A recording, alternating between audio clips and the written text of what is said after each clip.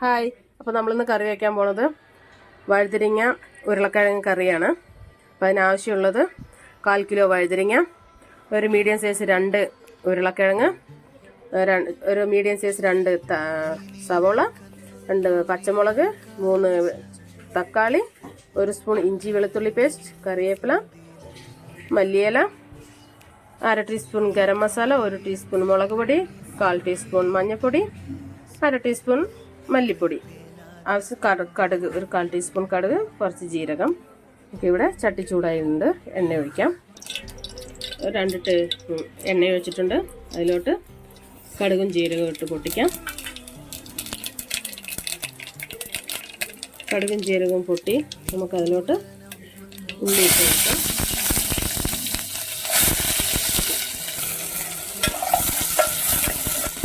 നമ്മുടെ ഉള്ളി ഒന്ന് വാടി വരട്ടെ. നമുക്ക് ഇതിലോട്ട് പച്ചമുളക് ഇട്ട് കൊടുക്കാം.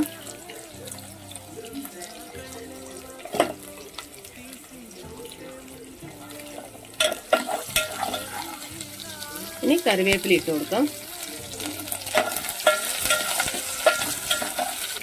ഇതൊന്ന് വാടി വരട്ടെ, നന്നായിട്ടൊന്ന് വഴന്ന് വരണം. നമുക്ക് ഇടയ്ക്കിടയ്ക്ക് ഇളക്കി കൊടുക്കാം. ഇനി നമുക്കിതിലോട്ട് കിഴങ്ങിട്ട് കൊടുക്കാം.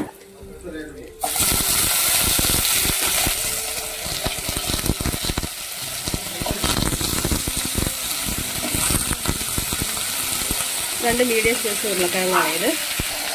നമുക്ക് നന്നായി ഒന്ന് ഇളക്കി കൊടുക്കാം. ഇതൊന്ന് വടന്ന് വരുന്ന കിഴങ്ങൊന്ന് അര വേവാവണം.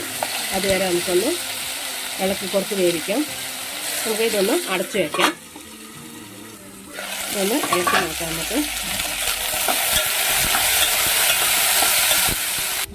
നമുക്ക് ഇതിലോട്ട് ഇഞ്ചി വെളുത്തുള്ളി അരച്ചതും കൂടെ ഇട്ട് കൊടുക്കാം.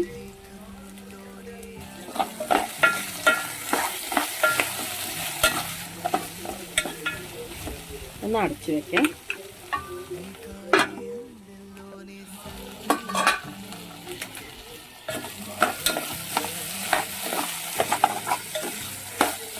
ഒന്ന് ഇളക്കി ആ ഇഞ്ചിയും വെളുത്തുള്ളിൻ്റെ പച്ചമണം ഒന്ന് മാറുന്നത് വരെ ഒന്ന് ഇളക്കി മൂടി വയ്ക്കാം.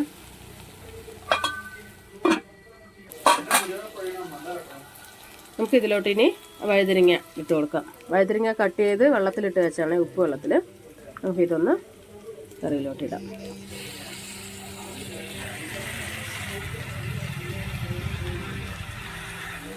കാൽ കിലോ വഴുതിരിങ്ങയാണ്, ചെറുതായി കട്ട് ചെയ്തതാണ്.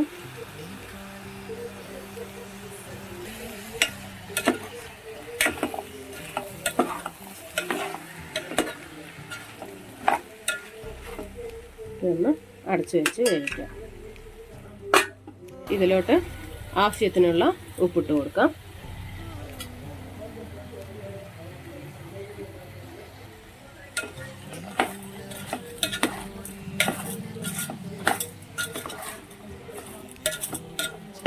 ഒന്ന് അടച്ചു വയ്ക്കാം.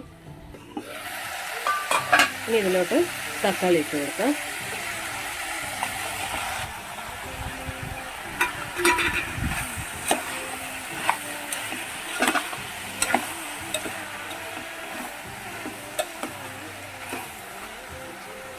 അടച്ചു വെച്ച് ഒന്ന് വേവിക്കാൻ. തക്കാളി വേവട്ടെ.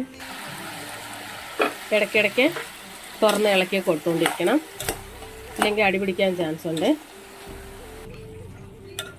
നമുക്ക് ഇതിലോട്ട് മസാലകളൊന്ന് ചേർത്ത് കൊടുക്കാം.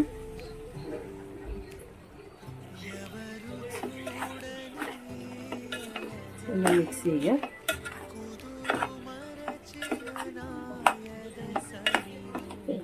രണ്ട് മിനിറ്റ് അടച്ചു വയ്ക്കാം.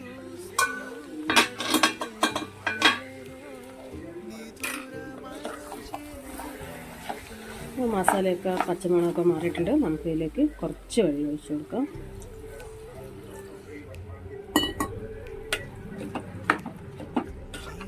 ഇത്രയും മതിയാവും.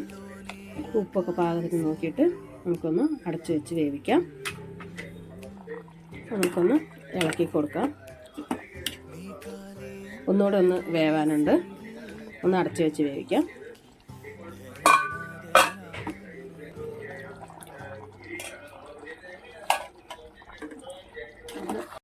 നമ്മളുടെ കറി ഇവിടെ റെഡി ആയിട്ടുണ്ട്. നമുക്കിതിലോട്ട് മല്ലിയിലയൊക്കെ ഇട്ട് ഒന്ന് സ്റ്റവ് ഓഫ് ചെയ്യാം. അപ്പോൾ എല്ലാവരും ഒന്ന് റെഡിയാക്കി നോക്കണേ. നല്ല ടേസ്റ്റാണ് കേട്ടോ. ഇത് തെലുങ്കിൽ പറയുന്നത് വങ്കായ ആലു കറി എന്നാണ്. അപ്പോൾ നമ്മളുടെ വങ്കായ ആലു കറി ഇവിടെ റെഡിയാണ്. നല്ല ടേസ്റ്റാണ്. ചോറിൻ്റെ കൂടെയും ചപ്പാത്തിയുടെ കൂടെയും കഴിക്കാൻ നല്ലതാണ്. അപ്പോൾ എല്ലാവരും ഒന്ന് റെഡിയാക്കി നോക്കണം. ബൈ.